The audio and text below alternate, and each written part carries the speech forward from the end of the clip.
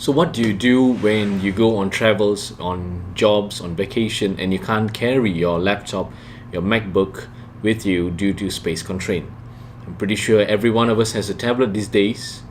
And right in front of me here, I have my iPad Pro 10.5. So this is a solution for editing like a pro on the go. I've been editing all my YouTube videos since day one on the iPad Pro. I have about 9 videos up on YouTube, and you can watch my previous videos to see how good the iPad Pro is able to edit videos on the app called LumaFusion, and for photos, Affinity Photo.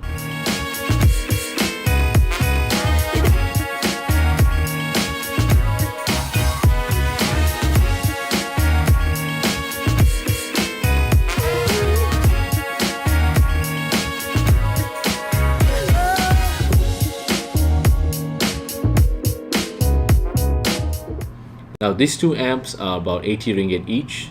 It's a one-time purchase, and you're able to use the LumaFusion app even on your iPhone. So that's not too bad actually. And I've made videos on the Apple Pencil here. I have an unboxing and review of the Apple Pencil, and also the Lightning to SD camera card reader.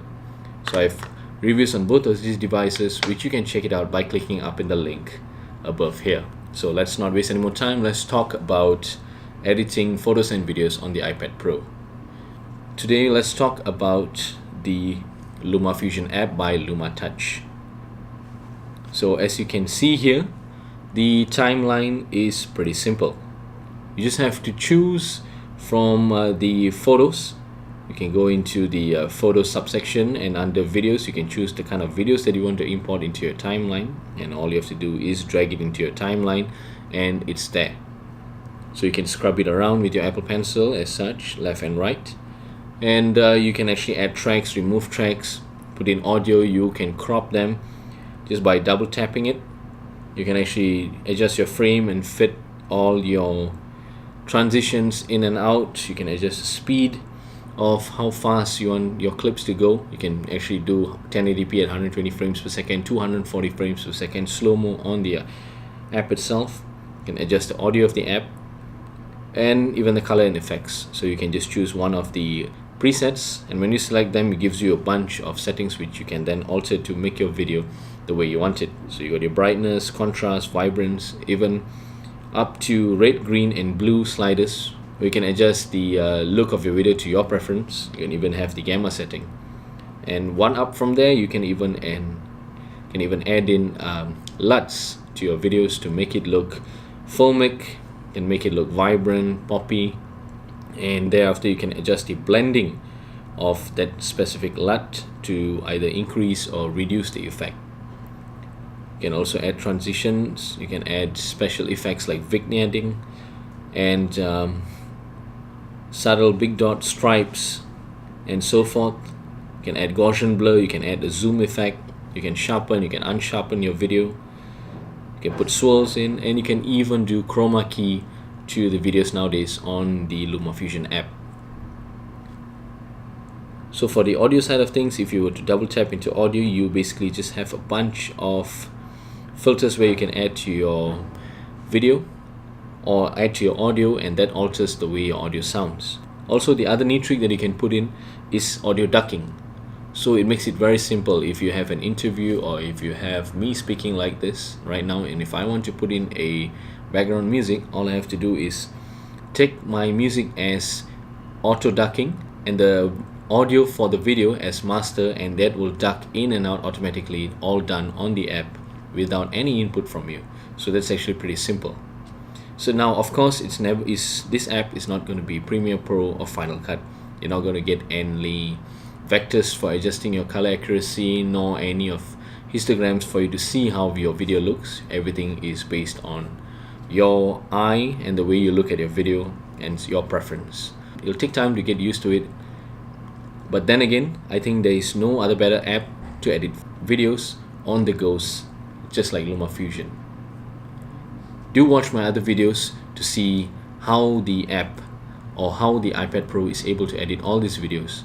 And do note as well that most of these videos are all recorded in 4K by my Sony Alpha 6300. I just have to transfer them into the iPad and done. So I just have to import it into LumaFusion and edit on the go. The other app that we can talk about is Affinity Photo by Affinity Labs. This is also 80 ringgit as well. Just import your photos into your iPad. You can use your Lightning to SD camera card reader. Once you're in, you can edit RAW, ARW by Sony, lossless RAW, uncompressed RAW, all kinds of formats, JPEGs.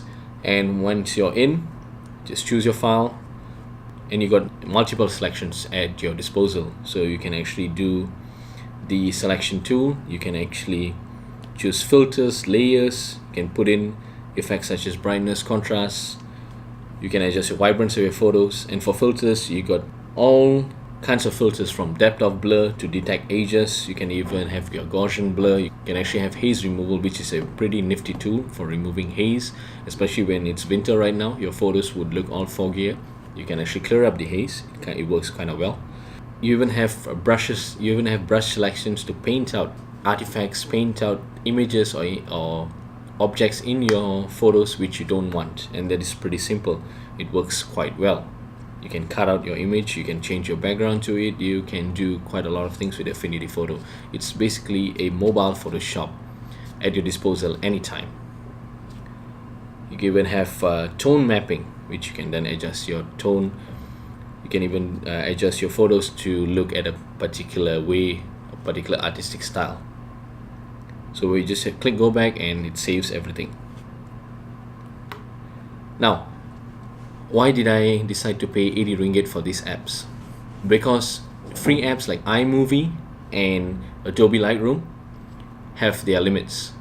I am unable to edit raw photos in Adobe Lightroom without a subscription fee being paid. If I'm not mistaken, that's about $24.99 per month, and that goes on as long as you use the Adobe Lightroom. You can edit JPEG for free, but when you click raw, it goes into the subscription page. However, you do have Snapseed as an alternate, where you're able to edit raw photos, but not to the amount of tools that you get with Affinity Photo. And for the video side, you do have iMovie, which you can then edit your movies, but it's plain too simple, the app that is been given to you on the iPad. And though I'm able to create some videos out of it, it was too restrictive and not much settings that you could do. Now, how about the downsides of having an iPad? What I do not understand from Apple is the iPad Pro is dubbed a computer. Apple sells it as a computer. It says it replaces your laptop. You can do everything that your laptop can do. It even has a keyboard stand covered together with iPad. So that sounds fine and fantastic. But how do you transfer images and videos into your iPad? So that is why I got this dongle. Now this dongle is pretty nifty. It runs on USB 3. These transfer speeds are great. But then there's a major downfall. You can import photos, RAW or JPEG, into the iPad with the dongle. But then when you try to import video, the video is non-existent. You plug it in, you do not see your video, and that's something very weird. Why does Apple do such things? This is already thousands of ringgit. You're already paying a lot of money for your iPad. This is a 256 gig version with LTE. And then I buy a dongle for about 132 ringgit to add functionality to the iPad. So I'm able to transfer images and videos from the SD card, from the camera, into the iPad. Yet when I try to view the video files, I'm unable to import it. So how about wireless transmission?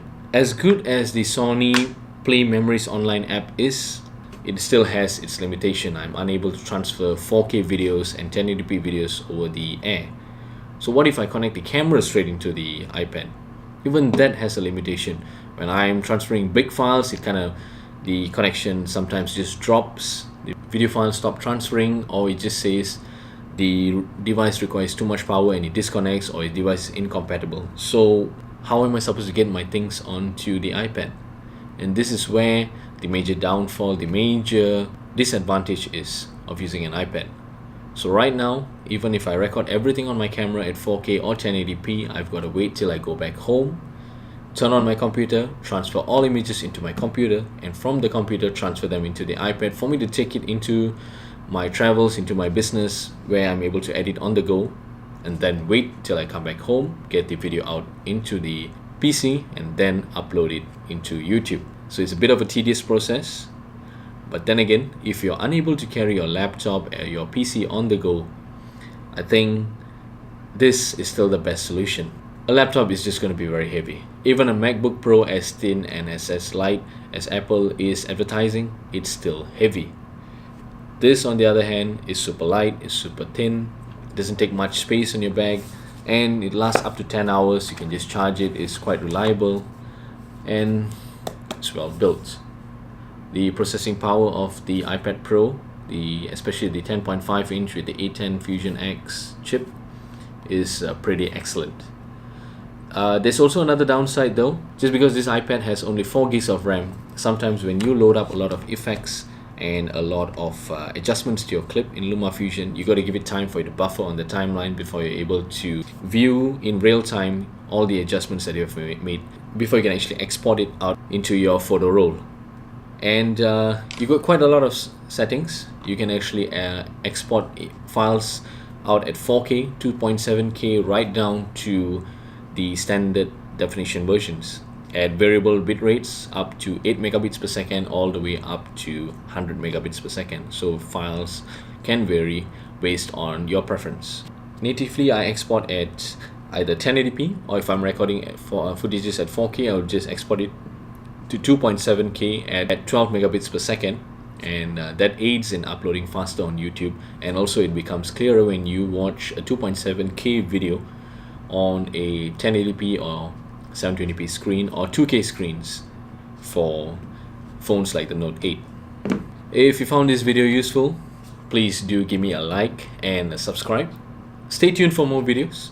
I will come up with more tech videos on my channel, reviewing stuff. If you'd like me to review this iPad Pro after 6-7 months of usage, do let me know down in the comments below, and I will do a video about that. Till I see you in the next one, take care, bye bye, and ciao.